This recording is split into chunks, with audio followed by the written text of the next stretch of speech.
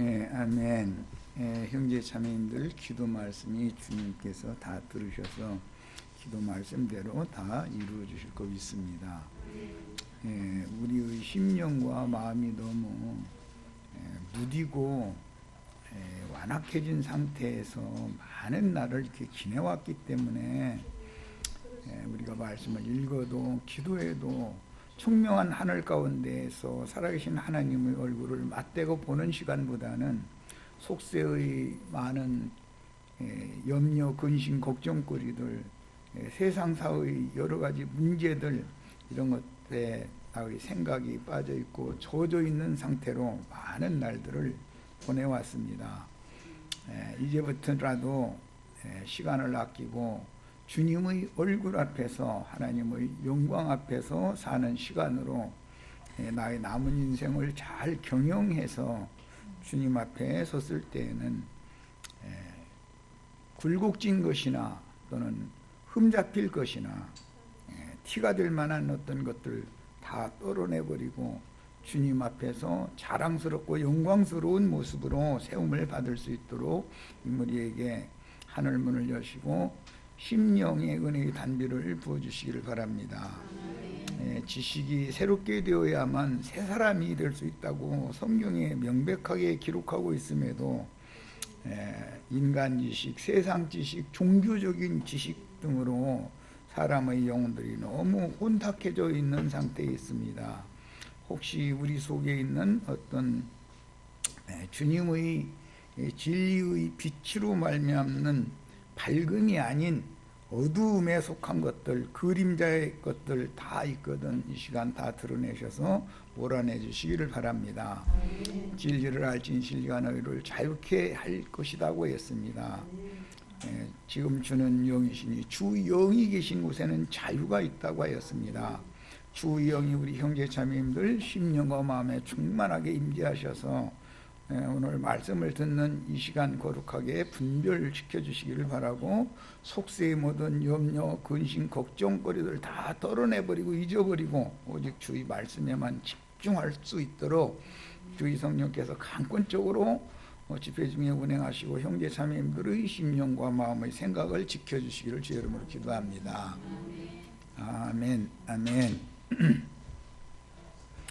자, 지난번 자료해드렸던 말씀의 이제 2페이지 창세기 5장 21절로 24절 내용 중에서 24절 말씀을 또박또박 읽겠습니다. 자, 지난번 자료해드렸던 자료 중에 이제 2페이지로 넘어간 거예요. 자, 5장 24절입니다.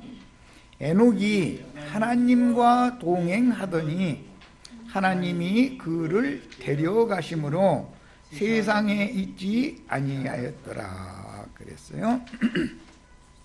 에녹은 하나님과 동행했다고 되어 있습니다. 하나님과 동행을 하려면은 종교인들은 하나님이 뒤에서나 곁에서 사람이 가는 길을 이렇게 지켜주시고 뒤따라다니는 하나님을 자꾸 믿으려고 그러죠. 그런 것은 혼적인 신앙이다 그래요. 광야 신앙이다 하는 거예요. 하나님을 믿는데 본인이 가고 싶은 대로 가고 하나님은 뒤따라다니거나 옆에서 따라다녀 주시는 그런 하나님을 믿는 신앙이 대부분이죠. 그래서 찬송을 해도 나의 등 뒤에서 나를 도우시는 하나님, 찬송을 해도 꼭 그렇게 하잖아요. 내가 앞서고 주님이 나를 뒤따라온다, 지금 그 말이잖아요. 벌써 그 사상이 그렇지 않냐 말이에요. 정신세계가. 이런 사람은 홈적인 신앙이다 이거예요. 인본주의라고 그러죠. 자기가 사람이 앞서는 거죠. 항상 우리는 이제 소위 말하는 신본주의, 신께서, 나의 주님께서 앞서시고 내가 뒤따르는 그런 신앙으로 바꿔지시는 과정에 있는데,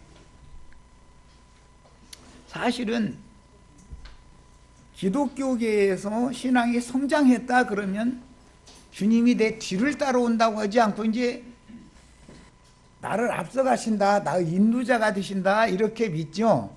기독교계에서는 거기가 최고 높은 수준의 단계에 오른 신앙인이란 말이에요. 기독교계에서는. 그래도 여전히 광야 사람이다 그런 말이에요. 그래도 에녹처럼 동행을 하려면 내가 사는 것은 내 안에서 그리스도께서 사는 것이다 라고 해야 영적인 신앙인 거예요. 이제 나의 심령 안에 그분이 들어와서 그분이 나의 인생을 다시 사는 사람. 이제는 내가 사는 것이 아니고 그분이 나를 잊고 그분이 사시는 사람. 이 사람은 영적인 신앙이다. 가나안 땅에 들어간 사람이다 그런 말이야. 신앙의 단계가 이렇게 있어요. 항상 내가 앞서는 단계, 그때 단계에 이 성경 말씀 이것저것 가르침 받고 그러면 귀로만 듣던 하나님에 대해서 아는 지식이 머릿속에 있기 때문에 막 얼굴을 보면 해같이 빛나고 항상 기쁨이 충만하고 그러죠. 왜? 하나님이 내 뒤에서 나를 보호한다는 믿음이 있으니까. 그런데 그것은 아직 어린아이 신앙이다 이런 말이에요. 여기에도 이르지 못한 사람이지. 출애굽도 아는 사람도 많죠. 모태에 있는 아이벤자들의 스승들이 많잖아요. 애굽에 여전히 있는 거예요. 세상에 있는 거예요. 그런 사람들하고는 여기서는 얘기할 필요도 없으니까 사실은 그들은 전부 사고가 세상적이고 육신에 속한 사고를 갖고 있잖아요. 그러니까 뭐 그런 사람들은 말할 것도 없어요. 그러나 신앙이 어느 단계에 왔으면 거듭났을지라도 주님이 나의 뒤에서 내가 가고자 하는 곳으로 가면 주님은 나를 따라다니시면서 늘 지켜만 주시는 거예요. 그것은 갓난아이죠. 우리가 자식을 낳아서 길러봐도 할머니, 할아버지, 아버지, 어머니는 자식 앞세워가지고 뒤따라오면서 넘어질까 뭘까 이렇게 지켜주는, 그럼 갓난아이 때 그러는 거 아니에요. 그 이제 혹시라도 넘어지면 얼른 일으켜주고 이런 주님만을 늘 믿잖아요. 그것은 소위 말하는 어린아이 신앙이다. 이게 젖만 먹는 신앙이다 이거예요. 이 말도 못 알아들으면 아직 애굽에 있는 사람이 예배당에 왔다 갔다 하는 중이죠. 그냥 모태에 아직 출문도 안 한 거예요. 그런데 이제 청소년 단계로 자라고 나면은 주님이 내 뒤를 따라오는 것이 아니라 주님이 앞잡이가 되는 거예요. 이제 인도자가 되는 거예요. 그럼 나는 주님이 가는 대로만 따라가겠나이다. 이제 이렇게 기도를 하는 단계로 가지요. 그것은 청소년기예요, 신앙이. 그러나 이제 결혼을 해서 어른들 자기가 자식을 낳은 수준이 딱 되면 아비의 분량에 이르면 이제는 내가 사는 게 아니고 주님이 나의 인생을 사십니다. 그게 동행하는 것이란 말이야. 내가 한 발을 뛰면 주님이 뛰는 거예요. 이제는 내가 가는 게 아니에요. 나는 없어진 거예요. 그래야 되죠.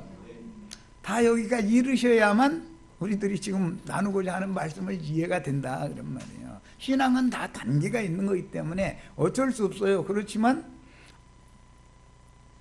애굽에 있는 사람을 이 가나안 땅에다 직접 데려다 놓고서 여기서 가르치면 못 알았기 때문에 소용없어요. 그럼 거기서 그냥 애굽 생활 덕에 놔둬야 되는 거고, 광야 생활을 젖을 떼지 않았다. 하늘에서 내리는 만나 맛이 너무 좋죠. 막 기쁘고 처음에는 맛이 없어요. 그것도.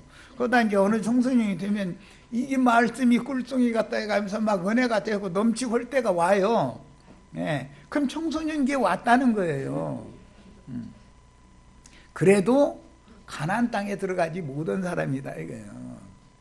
가나안 땅에 들어가면 할례산에서 할례를 행한 다음에 첫 번째 하는 일이 음식이 바꿔지는 거예요. 하늘에서 내리던 만나는 딱 그치는 거예요. 그리고서는 그 땅에서 난 식물을 먹게 되는데 볶은 곡식으로 먹는다 이렇게 됐어요. 가나안 땅에 들어온 거예요. 그래서 이제는 불에 구운 생선 또는 볶은 곡식 이런 것을 먹는 수준이 되면 그분이 나의 주인이고 그분이 나의 하나님이구나. 그러면 그분과 내가 동행을 하려면 내가 그분과 동행하는 게 아니고 그분이 나와 동행을 해 주셔야 내가 그분과 동행할 수 있는 것이다라는 것이 확실하게 깨달아졌으면 이제는 자기 모든 생각, 자기 옳은 것 모든 것을 다 놓게 마련이다 이거예요. 주님이 이렇게를 하셨던, 이곳으로 인도를 하셨던, 저곳으로 인도하셨던, 나의 인생을 이렇게 인도해 가시든 저렇게 인도해 가시든 하나님이 하신 것이면 다 옳은 것이고, 내가 내 생각을 굴려서 이렇게 한 것이 전에는 그것이 100% 옳았는데 이제 생각해보면 100% 틀린 거였었어요. 이제 이러면 생각이 완전히 바꿔지는 것이죠. 사람이. 이런 사람을 육신의 생각이 제거되고 영의 생각으로 바꿔진 사람이다 그래요. 제일 중요한 건 생각이 바꿔져야 돼요. 생각이.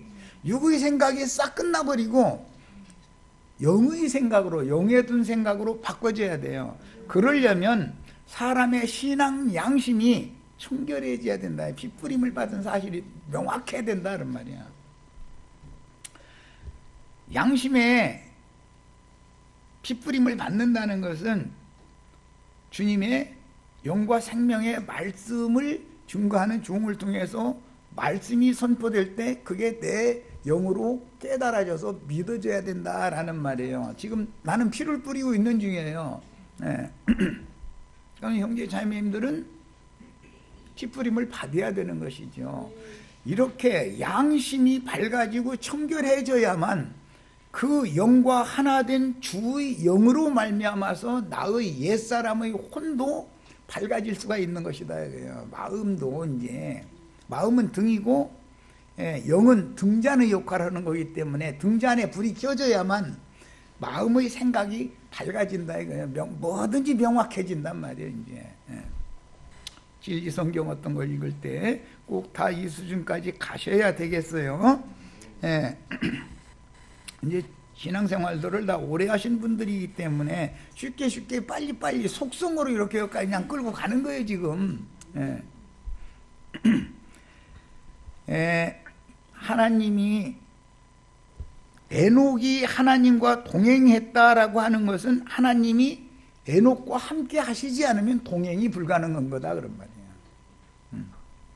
그 다음에 하나님이 그를 데려가셨다 그랬는데 이 말씀이 마태복음과 마가복음, 누가복음에 그날에 두 남자가 밭에서 밭을 갈고 있는데 하나는 데려감을 받았고 하나는 버려둠을 당했다. 거의 데려갔다고 돼 있죠. 여기서 인용하는 말이에요. 신약성경에 어떤 말씀이 나오면, 용어가 나오면 구약성경 어디에 반드시 있는 말이다. 네, 자꾸 여러 번 말씀드렸어요. 그날에 두 여자가 집에서 매를 갈고 있는데 한 여자는 데려감을 당하고 한 여자는 버려둠을 당했다 그랬어요. 그러면 에녹을 데려가신 것처럼 오늘 우리 형제 자매님들도 주님께서 당신 자신의 세계로, 하나님이 데려가시면 하나님의 세계로 데려갈 거 아니겠어요? 세상신 마귀의 세계에서 완전한 빛의 세계, 하나님의 세계, 영광의 세계로 데려가려면 이것은 계속 지금 말씀 나누는 것처럼 땅에서 난 첫 장막 흙집을 벗지 않으면 불가능한 일이다 이거예요. 혈과 육을 가지고서 어디로 가는 얘기를 하는 게 아니다 말이에요. 지금 성경이라는 것은. 에녹이 동행하는 과정 가운데에서 그 속에 하나님 자신의 형상과 모양이 만들어졌기 때문에 데려가실 때 흙에서 난 에녹도 아버지가 있죠. 에녹의 아버지가 누구였죠? 이거 봐.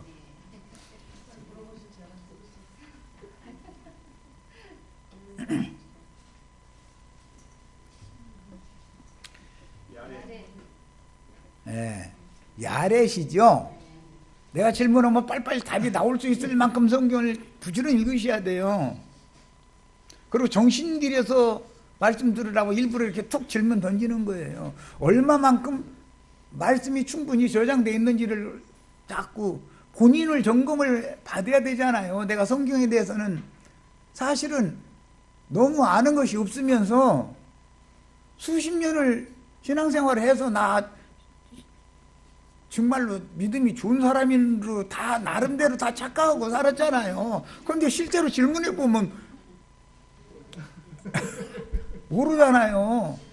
그것은 왜 그러냐, 귀로만 듣는, 설교만 듣던 신앙생활을 너무 오래 해서 그런다 이런 말이에요. 성경 자체의 말씀으로 말씀을 가르치는 게 아니고 사람의 교훈으로 사람의 설교를 계속 하는데 그것만 자꾸 듣던 거예요. 그러니까 조심만 먹으려고 그러고 뭐 입에 맞는 거, 자기 귀에 맞는 그 얘기만 자꾸 들어온 거예요. 그러다 보니까 성경을 쭉 가서 질문하면 모르는 거예요.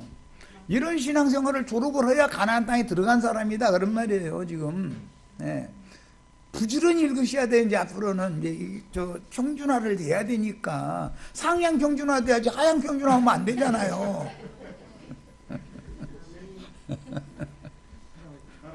네, 따라 붙는 것은 이제 형제 자매님들도 노력하셔야 돼. 머리 좋은 사람은 노력하는 사람을 절대 못 따라갑니다. 노력하셔야 돼. 우리 형제 자매님들은 나중에 오셨으니까 노력을 더 하셔가지고 나중된 자가 먼저 된다고 그랬어요. 그러니까 말씀대로 응하게 해주세요 이렇게 기도해 가면서 그래야죠. 소망은 있죠. 먼저 된 자가 나중 될 수도 있고 나중된 자가 먼저 된다고 했잖아요. 그건 말씀대로 응하게 해주세요. 나도 나중에 지금 따라 붙여야 되겠다고 이제 시작하지만 이 나이에 지금 다 포기 않고 내가 어떻게든지 해서 따라가야 되겠으니까 이 말씀을 응하게 해달라고 기도해가면서 막 성경을 막 부지런히 파고 들어야죠. 세상 말로. 예, 꼭 그렇게 되시기를 바라요. 하나님이 그를 데려가셨다라는 것은 속사람이 이미 다 동행하는 과정에서 완성이 됐기 때문에 데려가는 것이다 그 말이에요. 그런데 이 사람은 빨리 완성이 됐죠. 1000살 사는 때인데 365세 때 완성이 돼서 데려갈 준비가 됐다라는 것은 그만큼 주님의 일에 대하여 주님과 관계성에 관하여 몰두한 인생을 살았다라는 말이잖아요. 세상사에 대해서 관심을 많이 가졌다면 이 어린 나이에 완성이 될 수가 있겠어요? 이해되시죠? 지금 내가 하는 얘기. 이 사람은 소년 때 만나서 청년 때 이렇게 데려감을 받았지만 우리는 노년에 이제 시작하지만 버려둠을 당한 자가 되지 말고 데려감을 받는 자 안에 나도 꼭 들어가겠으니까 나 좀 도와주세요. 꼭 이렇게 하시란 말이야. 노력하는 사람을 못 당하는 거예요. 예. 우리 뭐 이 늙은 나이에 뭐 가능이 있겠나 절대 그런 생각하시면 안 돼요. 예. 포기하는 사람은 머리 좋아도 소용없어요. 머리가 제 아무리 좋아도 포기하면 소용없는 거예요. 모든 것이 부족해도 노력하는 사람은 목표점에 가는 거예요. 이제 내가 가끔 이제 그 얘기하는데 세상에서 자식들을 길러봐도 다 저 지방대라도 그냥 붙기만 하면 막 이러면은 그건 안 되는 거예요. 아니 붙기만 하면 이게 기독교인들이 꼭 그러잖아요. 천국 들어가기만 한다면 뭐 다행이고 이러잖아요. 그럼 나는 들어갈 자신이 벌써 없다는 말인 거거든요. 그게 그런 신앙으로 느슨해져 가지고 왜 되겠냐 이 말이에요. 나는 반드시 서울에 있는 대학, 우리 집 가까운 곳에 서울에 있는 대학교를 가는데 그 중에서도 나는 서울대학교 가겠다. 난 연대나 고대는 난 필요 없다. 난 서울대학교 간다. 근데 우리 아버지 어머니는 돈을 너무 못 벌으니까 나는 서울대학교를 가는데 전학년 장학생으로 들어가는 길밖에는 없다. 내가 공부하려면 그럼 파고 들여야지요. 다른 그 친구들이 4시간, 5시간 잔다고 하는데 나도 같이 자고 같은 시간에 일어나 같이 공부 그러면 되겠어요? 잠자는 시간 줄이는 수밖에 없잖아요. 파고 들여야지 이제. 모든 것은 1등과 2등은 한 끗 차이예요. 이 올림픽 경기 같은 것도 보세요. 0. 몇 초 차이로 뭐 1, 2등이 갈리잖아요. 근데 1등과 2등은 하늘과 땅이거든요. 사실은 실력 차이로 보면 큰 차이가 아니에요. 이런 거예요. 경각심을 너무 이게 억압을 하는 걸로 받으시지 말고, 귀로만 듣던 하나님에 대해서 너무 익숙해져 있는 이 관습을 뽑아내야 된다는 걸 말씀드리려고 얘기한 거니까 새겨서 다 들으시기를 바래요. 또 나행자님 만나면 상처받으마 이러시지 말고 기왕이면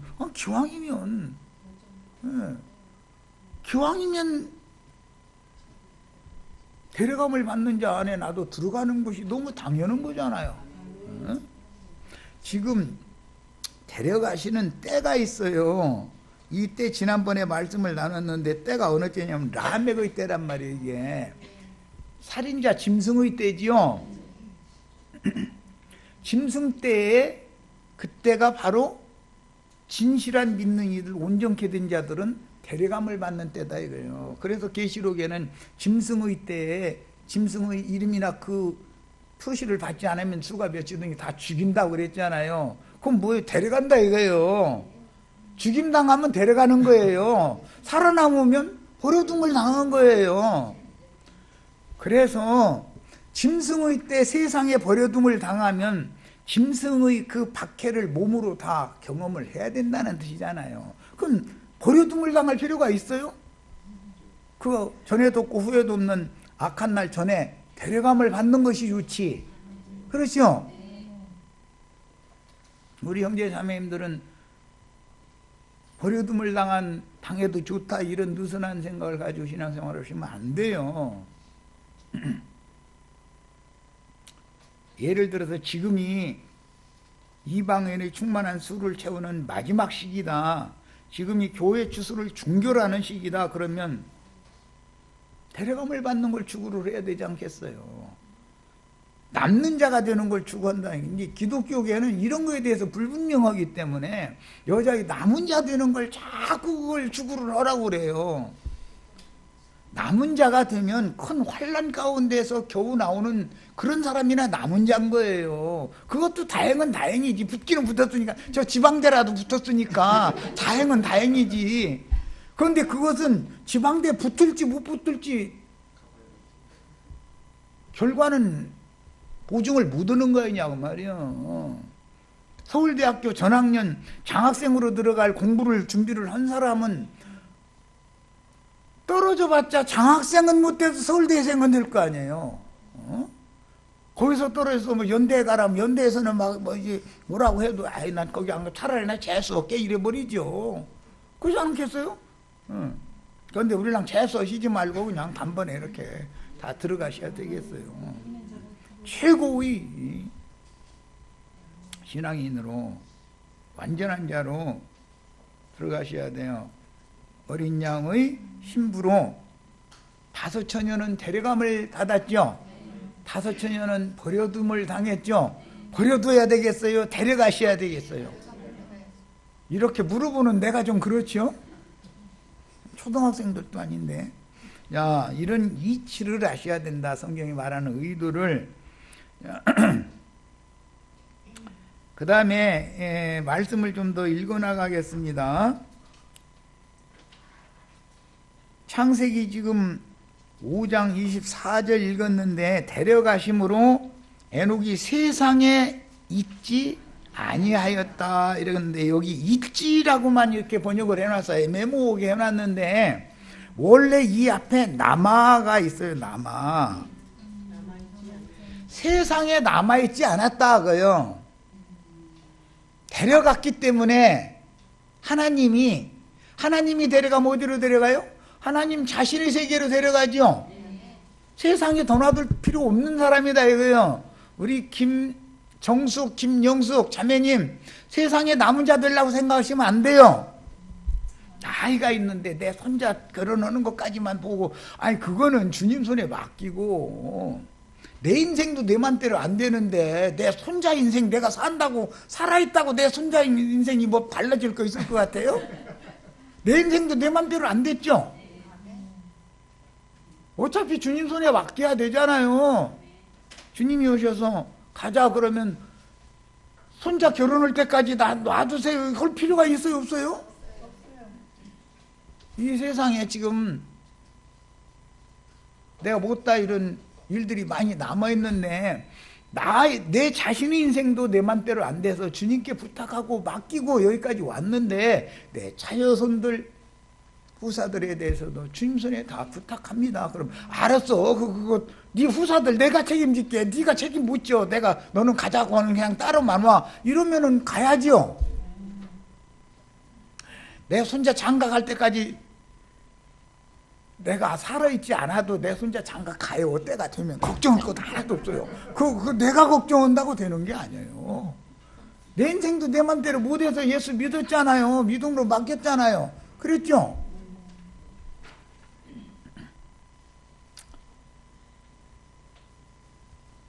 누구나 다 좋은 남편 만나서 끝까지 해로우고 그러기를 바라는데 뭐 어느 날 갑자기 뭐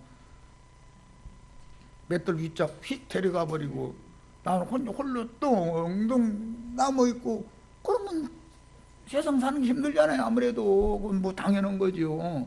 그런데 그렇다고 해서 내 맘대로 이걸 해결할 수 있는 게 아니잖아요. 그랬는데 한차 어떻게 나의 후손에 대해서 내가 책임지려고 하느냐 이거요. 네 인생을 나한테 맡겼던 것처럼 네 후손의 인생도 나한테 맡기고 넌 내가 가자고 하면 따라와. 그러시면 아멘 하고 따라가야 된다 이거예요. 당연히 이런 믿음을 가지셔야 되겠어요.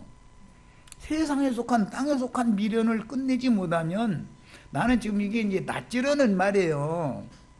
땅에다 뿌리 계속 내리고 있으려고 하지 말라 이거예요. 거둬야 되잖아요. 거두는 말이잖아요 지금. 그러면 베어져야 되는 거예요. 베어지면은 팔고 가는 것이 목적이기 때문에 바짝 말려야 돼. 이제 앞으로 이제 또 이제 말리는 얘기 이제 하고 이렇게 하면은 좀 아이고 이제 은혜가 안 되더만 막 이제 이러시지 말고 잘 따라 붙으셔야 돼. 바짝 말르면 털기가 쉬워. 그래서 그래요. 어차피 털어서 곡식 가지고 하는 얘기 하는 거니까. 그렇잖아요. 천국문가라는 게 순서가 다 있는데. 세상에 남아있지 아니하였더라. 하나님이 하나님께로 데려가면 세상에 남아있지가 않은 거죠. 그 말은 무슨 뜻이에요? 육신의 몸으로는 육으로는 죽었지만 그 영혼은 영원한 하나님의 안식의 세계, 참 하나님의 영원한 세계로 이끌려갔다 데려갔다 그 말이란 말이에요. 그런데 기독교계에서는 육신의 몸이 어느 날 죽지도 않고 휴거된다 이러고 가르친단 말이에요. 휴거라는 단어 성경에 있으면 찾아내 보셔. 휴거라는 단어가 성경에 있어요 없어요? 근데 없는 말을 왜 그렇게 잘 믿어? 있는 말도 모르면서. 성경에 휴거라는 단어가 있어요? 휴거라는 단어는 없어요. 데려가셨다, 이끌려가셨다, 옮기셨다 이런 식으로 표현이 되어 있는 거지 휴거라는 말이 없어요. 성경에는. 없는 말을 함부로 사용하시면 안 돼요. 아무리 좋은 뜻이라 할지라도.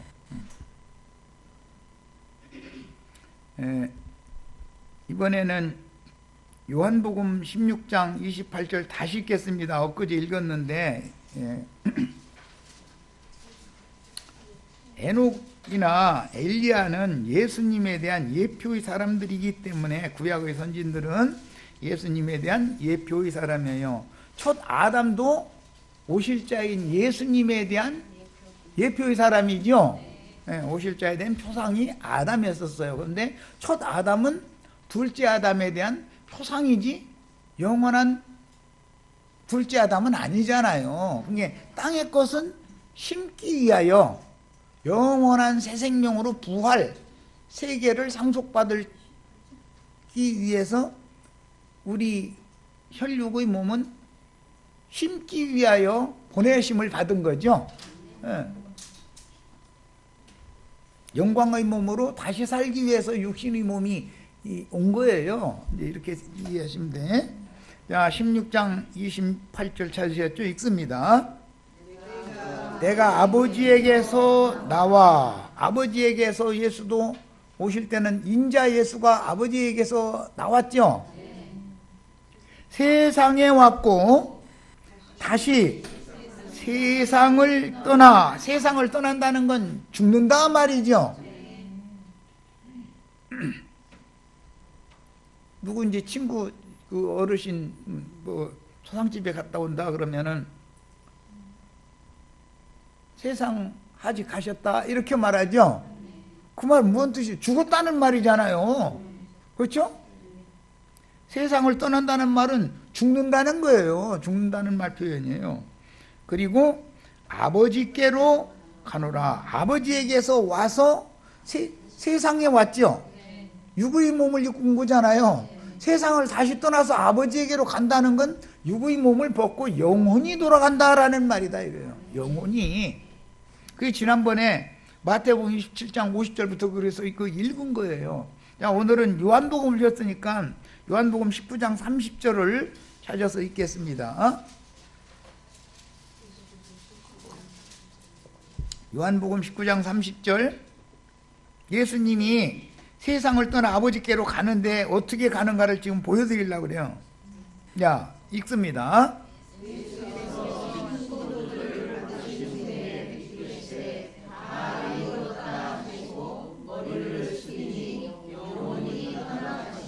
자, 세상을 떠나 아버지께로 가려면 영혼이 떠나가는 것을 얘기하는 거죠, 지금. 혈육이 떠나가는 얘기를 하는 게 아니잖아요.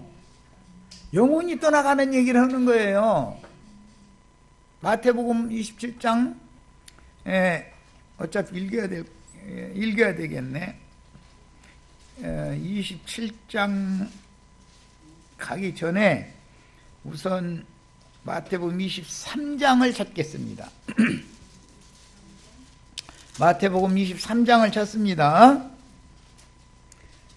29절부터 36절까지 또박또박 정신들여 있겠습니다.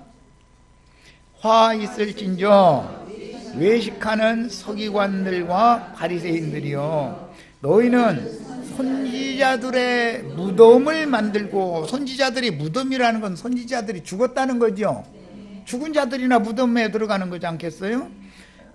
의인들의 비석을 꾸미며 이르되, 만일 우리가 조상 때에 있었더라면 우리는 그들이 선지자의 피를 흘리는데 참여하지 아니하였으리라 하니, 그러면 너희가 선지자를 죽인 자의 자손임을 스스로 증명함이로다. 무슨 말인지 아시겠죠? 자신들의 조상 때 자신들이 살았더라면 우리는 선지자 죽이지 않을 건데, 안 했을 텐데 우리 조상들이 잘못해가지고 선지자를 몰라보고 이렇게 죽였다 그래가면서 그 무덤 가서 막 꾸미고 비석 세워주고 막 해가면서, 우리들이 우리 선조 때 살았더라면 선지자들 안 죽였을 텐데 그런다는 거잖아요. 그러니까 그 말을 가지고 예수님이 지금, 그러면 너희 스스로 선지자들을 죽인 너희 조상이 너희의 조상이라는 말이잖아. 지금 왜 이 말을 해요? 카인의 길에 행하는 자들과 아벨 대신해 주신 셋의 길에 행하는 신앙의 노선이, 죽이는 자들의 노선과 죽임을 당하는 자들의 노선이 있기 때문에 얘기를 하는 거예요. 자, 그리고 나서 33절입니다. 뱀들아 독사의 새끼들아. 이것은 외식하는 서기관들과 바리새인들 보고 하는 말인데, 뱀이라고 그러죠. 독사라고 그러죠. 사람 보고 하는 말이잖아요. 지금 창세기에 뱀이 여자에게 접근해서 금령의 나무 실과를 따먹게 만들었죠. 그 뱀의 후손, 여자의 후손, 지난 시간에 말씀 나눴죠. 여자의 후손은 뱀의 머리를 깰 것이고, 뱀의 후손은 여자의 후손의 발뒤꿈치를 물어서 떨어뜨릴 것이다 그랬어요. 그 말씀이 지금 예수를 통해서 지금 이루어지고 있는 거예요. 이 뱀들이 유대교 지도자들이다 이거예요. 독사들이다 이거예요. 그러니까 독사들은 처음부터 거짓말하는 자요, 살인하는 자의 그 왕초가 이 독사죠. 뱀이죠. 여기부터 시작된다 그 말이에요. 그런데 하나님 아버지 해도 사실은 알고 보면 뱀 보고 우리 아버지 하는 사람들이 있다 그 말이요. 뱀의 후손들이니까 뱀이 애비 아니여, 뱀이. 그래서 너희는 땅에 있는 자를 아버지라 불러라 부르지 말아라. 땅의 신은, 땅의 하나님은 마귀다 그 말이에요. 마귀. 신을 바꾸는 것을 회개한다고 그래요. 신을 바꾸는 거예요. 땅의 하나님을, 땅의 신을 떠나서 하늘의 하나님께로 가는 것이 지금 데려가는 거예요. 옮겨지는 거예요. 그 얘기를 하는 중이에요. 얘기가 쉽게 얘기하자면 이거예요. 땅의 하나님, 육신의 하나님, 세상 축복 주는 하나님이죠. 땅에 많은 산물을 막 이거 주시고 땅이 막 풍요하게 해주시고 이렇게 속이는 거예요. 하나님은 이미 땅을 저주했는데도 아담이 범죄를 하니까 하나님이 땅은 저주를 받아 가시와 엉겅퀴만 낼 거다 그랬잖아요. 저주받은 땅에서 복을 준다는 것은 가시와 엉겅퀴를 더 많이 생산해서 얻게 해준다 그 말이잖아. 가시와 엉겅퀴가 뭔지 아시죠? 남 미워하는 거 분내고 시기 질투하고 다 그런 것이 그게 가시잖아요. 우리 자매님들 얼굴 이쁘냐 해가지고 너 남편이 곁에 가면 꾹꾹 찔른다. 왜 이래 이 사람아. 나 좀 이렇게 평생을 이렇게 아프게 하더니 오늘도 또 아프게 하느냐고 이 소리 들으시면 안 되잖아요. 얼굴 이쁘지 않은 자매님들이 가시가 더 많이 돋아 있어요. 항상. 남자는 가시가 크고 드문드문 달렸지. 근데 이제 잘 안 찌르지 남자는. 아내가 안타까우니까. 그런데 남자가 한번 찔렀다가는 도장 찍어 그러는 거잖아요. 남자는 말 안 그냥 가만히 있다가 갑자기 딱 내놓고 아유 이러고 저러고 하네 끝내고 말자 딱 그래버리죠. 결단을 딱 내리면 결단이 해결해버리죠. 근데 여자는 괜히 잔소리 이혼해 이미 찔러가지고 너 나한테 관심 가져달라고 하는 소리인데 그게 잔가시로 막 찌르는 거지 뭐 이제 해가면서 이러쿵저러쿵 했어도 남자는 벌써 다 알고 아이고 또 가시가 도지노만 또 이제 이러고 말지. 그런데 남자가 진짜로 이건 도저히 아니다 싶으면은 딱 소리 내놓고 아이 찍으라고 이제 그만 끝내자고 이래버리잖아요. 가시라는 말은 이런 뜻이다 이거예요. 인생사에서 가시와 엉겅퀴라는 말은 바울 사도가 표현을 했잖아요. 많은 이상과 계시를 보여주시고 나서 교만해지지 못하게 하려고 나에게 사탄의 사자 가시를 내 육체에 함께 이게 있게 하셨다 그랬어요. 그러니까 사탄의 사자가 인생에서 고달프게 하고 힘들게 하고 하는 게 사탄의 사자인데 제일 고달프게 하고 힘들게 하는 건 누구냐면 내간끼리가 그게 저 쉽지. 지나가는 아저씨 아주머니가 모르는 사람이 가서 나 당신 좀 찔러게 그러면 나 좀 찔러주세요 그럴 사람 어디 있어. 괜히 찔러라면 미쳤나 이 여자가 이러지. 그렇지 않겠어요? 육신으로 가까운 사람일수록 오히려 더 서로가 가시 역할을 한다는 걸 설명드리려고 그런 거예요. 이게 성경이라는 건 이 세모라는 것은 셈조고의 언어는 이렇게 다 비유법을 사용한다. 이게 은어들이다 이거예요. 감춰진 말들이요. 그리고 이제 엉겅퀴라는 건 곡식은 안 나오고 맨 그냥 불필요한 거 짐승먹이나 막 돋아 나가서 막 벗어나가는 거잖아요. 엉겅퀴 잘 번져나가죠. 그런 게 다 비유들인 거다. 육의 마음에서는 나올 게 그거밖에 없다는 걸 보여주는 거다 그런 말이에요. 저주받은 마음이잖아요. 땅이라는 건 마음을 말하는 거니까 성경에. 하늘은 영을 말하는 거예요. 그런데 참 하늘이 다 이제 청결한 하늘이라 총명한 하늘이라 되셔야지. 자, 뭐 얘기하다가 또 안 들어가 버렸네. 자, 더 읽어 나갑니다. 이제 마태복음.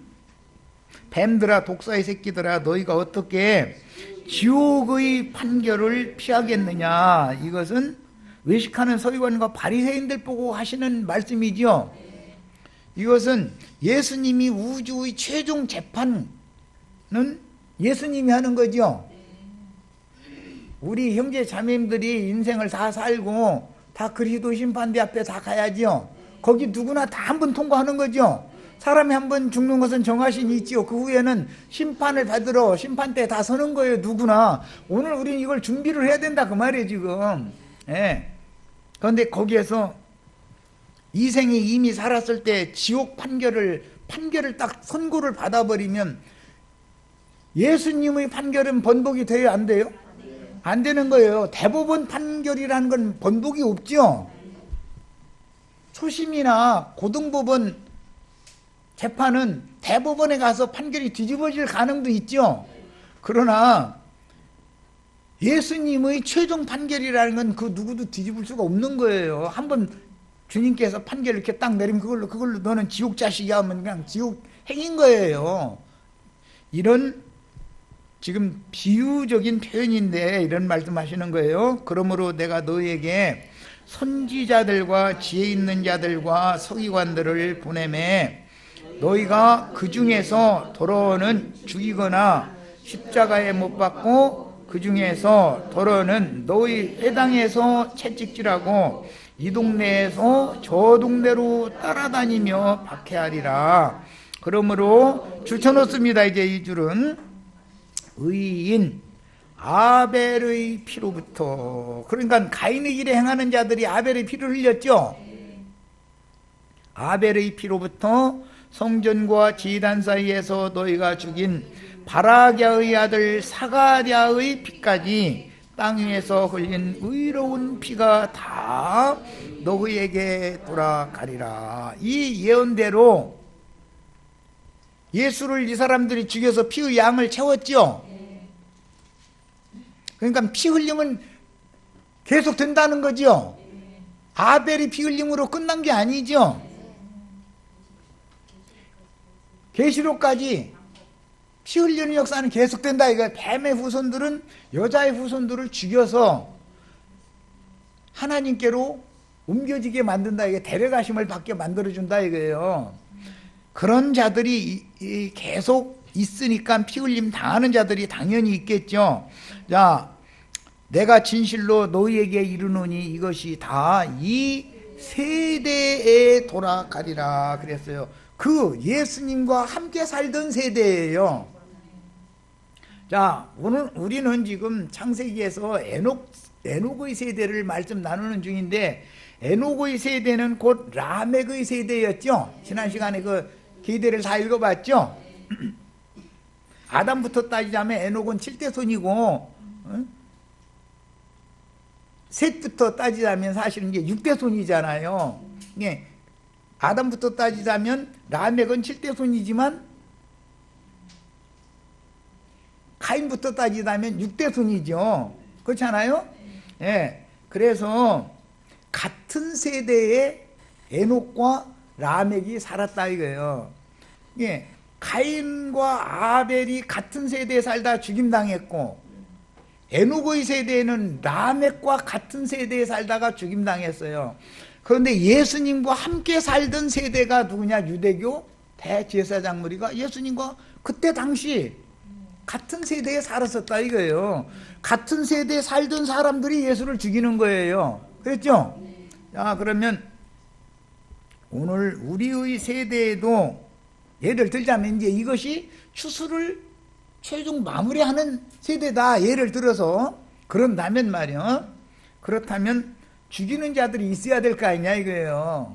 죽임 당할 자들이 있을 것이고, 그래서 계시록 13장 15절에 짐승의 때에 짐승의 이름이나 그 이름의 표시를 이마에나 손에 받아들이지 않으려고 그러면 수가 몇이든지 다 죽이더라 그런 거예요.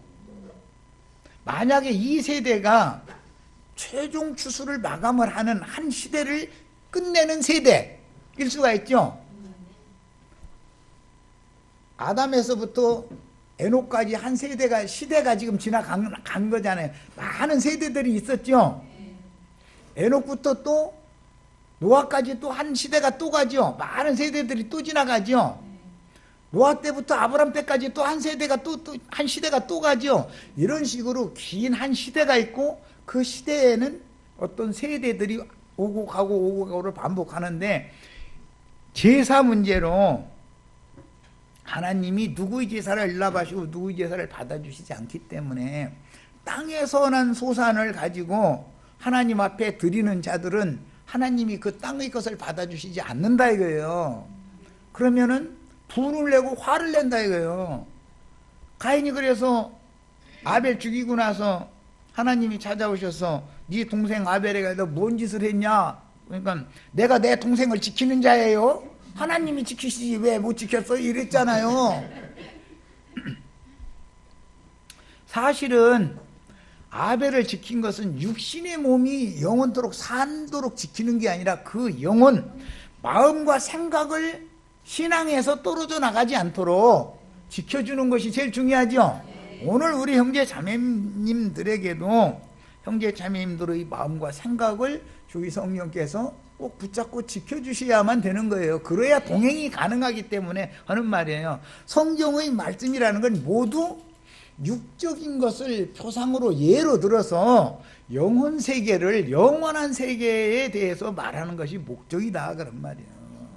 이것을 명확하게 누군가 가르쳐주는 사람이 없다 보니까 혼동하는 거예요. 땅의 일을 말하지 하늘의 일을 말하는 건지 영의 세계를 말하는 건지 육신의 세계를 말하는 건지 혼잡한 거예요. 이것을 잘 정리를 하셔야 된다는 말이에요. 여기까지 오셨으니까 이제 자, 첫 시간이 됐으니까 여기까지 해서 마치겠습니다.